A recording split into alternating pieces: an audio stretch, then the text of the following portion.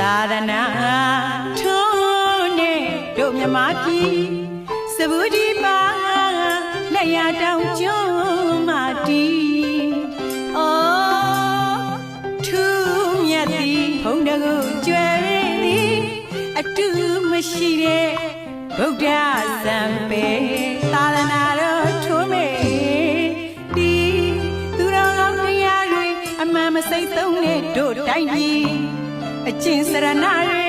အထူးကောင်းမှုလိုအပ်သည်သူတော်ကောင်းကြီးတွေအမှန်မစိတ်သုံးတဲ့တို့တိုင်းပြည်ဝိဇ္ဇာဆောက်ရှောက်မိုင်းမလို့အနေရကင်းမြည်မကောင်းသူပဲကောင်းသူကဲမမတဲ့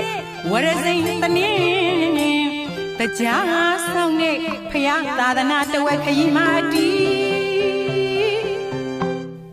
ယုံယုံကြည်ကြည်ယရနာ